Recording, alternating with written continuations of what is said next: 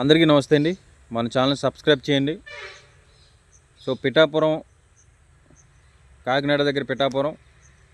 So Pawan Kalyan గారు ప్రాతినిధ్యం వహిస్తున్నటువంటి నియోజకవర్గం. అక్కడ ఎమ్మెల్యే కూడా పవన్ కళ్యాణ్ గారే.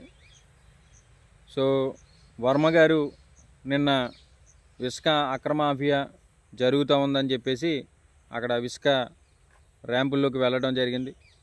సో పేదవాళ్ళు ఎవరో కూడా ఇసుకని ఒక తట్టడు తీసుకెళ్ళి ఉపయోగించుకుంటూ ఉంటే పోలీసు వాళ్ళు వారం రోజుల పాటు వాళ్ళని స్టేషన్లో బంధిస్తూ ఉన్నారని చెప్పేసి వర్మ గారు మీడియా ముందుకే రావడం జరిగింది.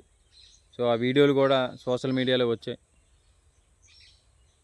పిఠాపురంలో ఏదో జరుగుతుందని చెప్పేసి పిఠాపురం ప్రజలందరూ కూడా పవన్ కళ్యాణ్ గారికి ఓట్లేసి గెలిపించడం జరిగింది. సో అభివృద్ధి జరుగుతుందా లేదనేది పిఠాపురం వాళ్ళకి తెలుస్తుంది. సో వర్మ గారికి ఎందుకు ఇలా జరుగుతుందంటే, వర్మ గారి వెళ్ళాల్సిన పని ఏంటంటే, కేవలం మన నాగబాబు గారు, కొన్నిదెల నాగబాబు గారు ఆయన ఏవైతే పవన్ కళ్యాణ్ గారి ఇమేజ్ తోటే పిఠాపురంలో గెలవడం జరిగింది అని చెప్పడం, వర్మ గారికి ఎక్కడో కొంచెం అప్సెట్ అవ్వటం, ఇవన్నీ కూడా జరిగాయి. సో కేవలం పిఠాపురంలో పవన్ కళ్యాణ్ గారు ఏ విధంగా గెలిచారో అందరికీ కూడా తెలుసు.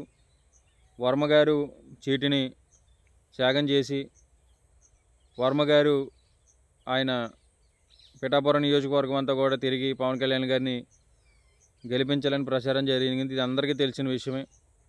సో అలాగే ఈ హైపర్ ఆది కానివ్వండి, ఈ జబర్దస్త్ వాళ్ళు, అలాగే మెగా కుటుంబంలో ఉన్నటువంటి హీరోలు అందరూ కూడా ఈ పిఠాపురానికి రావడం, ప్రచారం చేయడం, ఇవన్నీ కూడా జరిగాయి.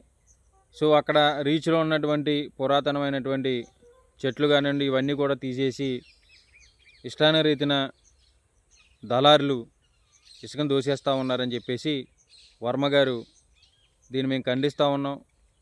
దీన్ని ఎలాగైనా సరే ఆపాలి. నేను జాయింట్ కలెక్టర్ గారికి కూడా కంప్లైంట్ ఇవ్వడం జరిగింది అని మీడియా ముందుకు రావడం జరిగింది. సో వర్మ గారు మరి ఆయన కూటమి పార్టీలో, తెలుగుదేశం పార్టీలో ఉన్నాడు.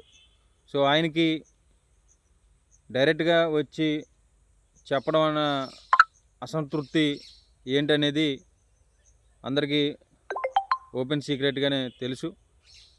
ఎందుకంటే ఆయనే లేకపోతే పవన్ కళ్యాణ్ గారితో మాట్లాడి లేకపోతే ఇంకోటి చేసి ఇది ఇలా జరుగుతుంది సార్ మన నియోజకవర్గంలో అని చెప్పే అవకాశాలు కూడా లేకపోయి ఉండొచ్చు. ఎందుకంటే వర్మ గారిని ఆ విధంగా మోసం చేశారనేసి, ఏదో ఎమ్మెల్సీ ఇస్తారని అదే అని ఇదని ఆయన్ని మోసం చేశారనేసి కొంతవరకు చర్చ అయితే నడుస్తూ ఉంది.